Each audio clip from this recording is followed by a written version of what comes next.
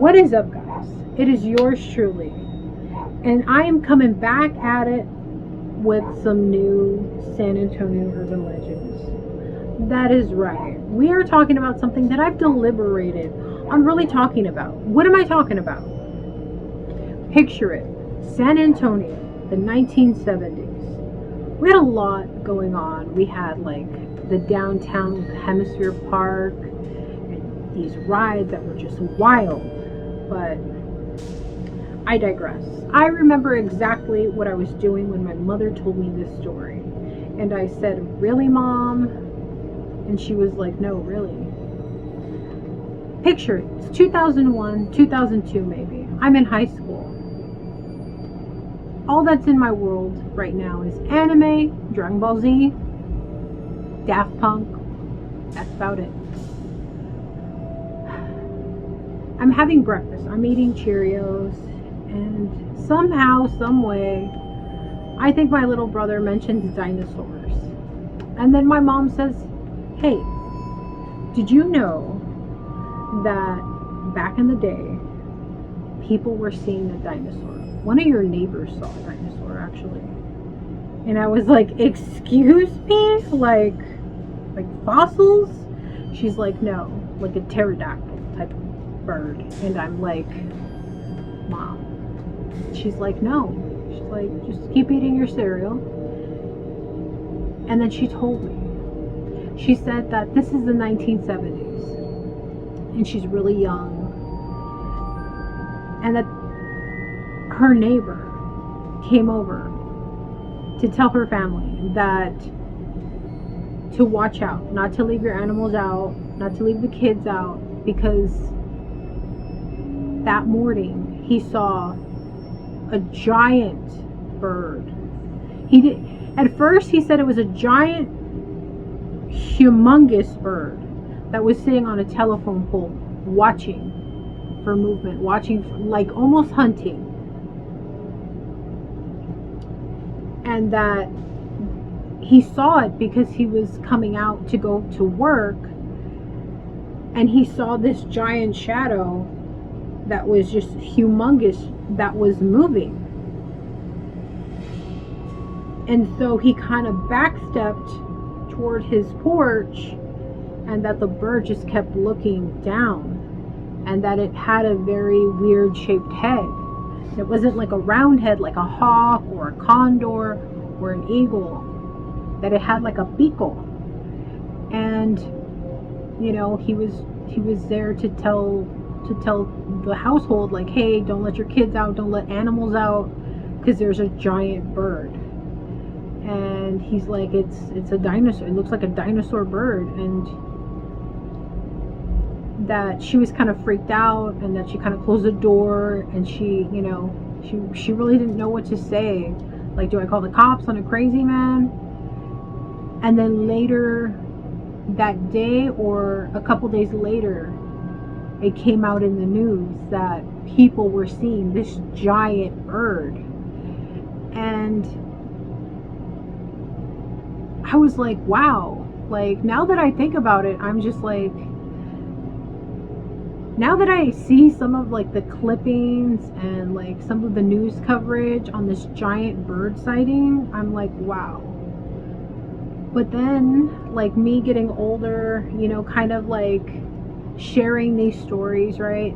I've always kind of like, I like to stop and like take a back step and think about things.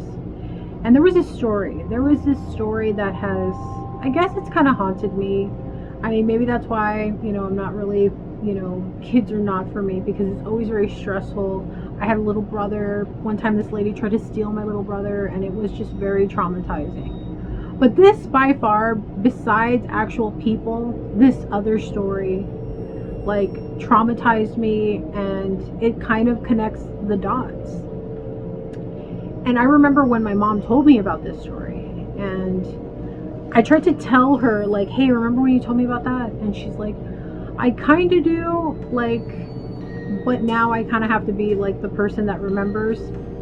But she was very adamant. Like, I got in trouble for kind of like walking out at this particular like park. And so, picture it. It's like the 90s. We go to this park based on Medina River. I'm not going to say the park because it's very corporate now and I don't want to get in trouble. But mind you, this particular park is right off Medina River. And back then, it was very old school. Very like on your own con la familia. Like you bring the watermelon, you bring the weenie con egg tacos, you brew your coffee at home because there are no restaurants, there's no Dutch Bros, there's no Starbucks on the way. You are just, if you did not make it at home, you're screwed. Or you gotta make it there, and you better have brought food to make it there. And so this park is a beautiful park. It has this giant wall of rocks. Like, I mean, it goes up like probably 100 feet, maybe. I don't know. I'm not like an architect, so I'm not really sure. I've never said, hey, let's,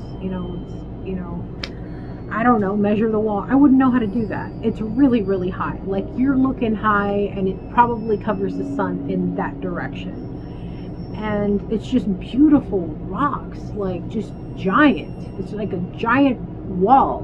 It's like a flat wall. It's kind of like that wall that's by Six Flags. It's just rock. It's like that, but really bigger, like 3 times bigger. And so this park, just wilderness. Like there's one set of like restrooms, and you better park close. Drowning is kind of like, back then it was like, oh, they drowned. Okay, well, we're gonna stay in the water. Like kind of like old school, like you're on your own. No diving, slimy rocks, sharp slimy rocks. You put your watermelon in the water and you start barbecuing. This is the way, the 90s, Medina River.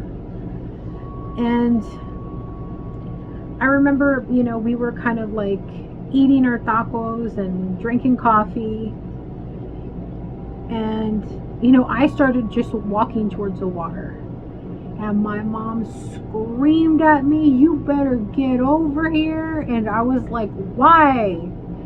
And I was pretty mad. I was this Cabbage Patch looking kid that thought she could get away with anything. I was not getting away with that. And I said, Mom, I'm grown. I am like 9 years old. What do you want?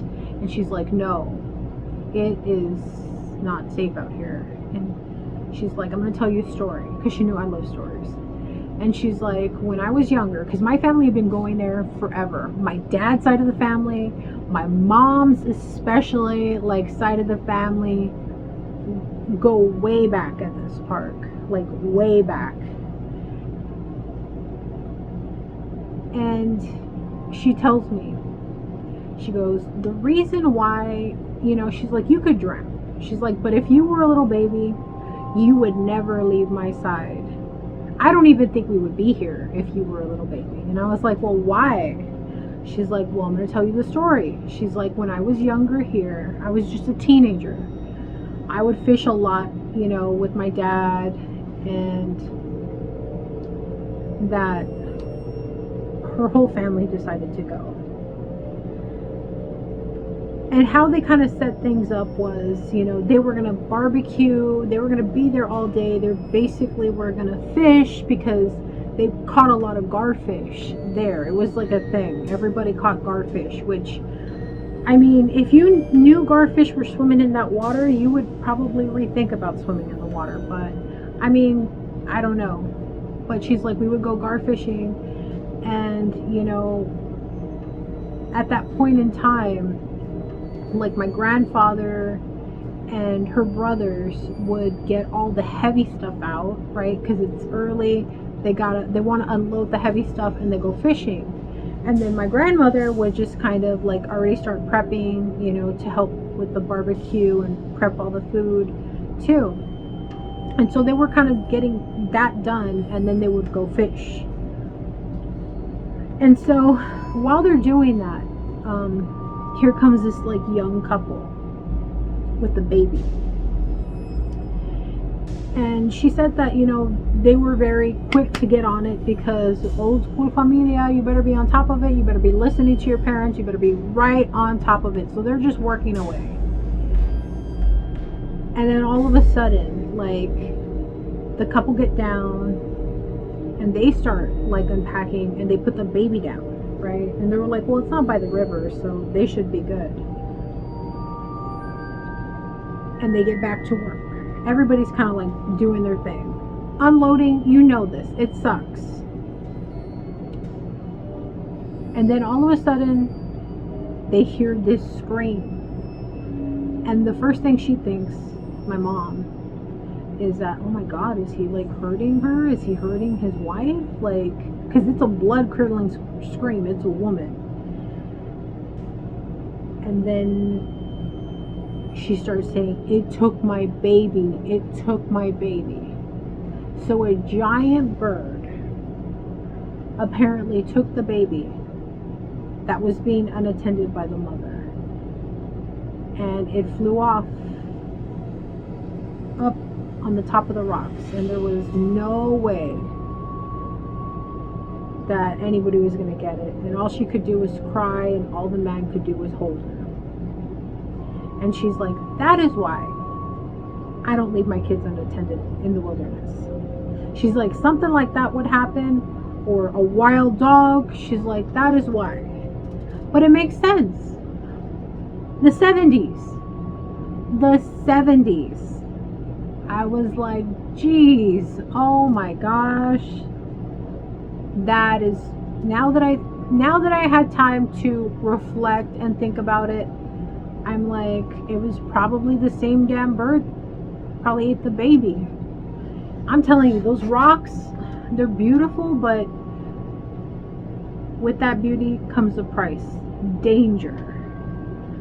But yeah, all within the 1970s. Babies getting kidnapped and probably ate, and sightings in town. I mean, a baby's not going to fill its appetite. But that is what I have for you tonight. I hope that you guys enjoyed this story. I know I definitely did, and I hope to make more content soon. I miss you all. Have a great night.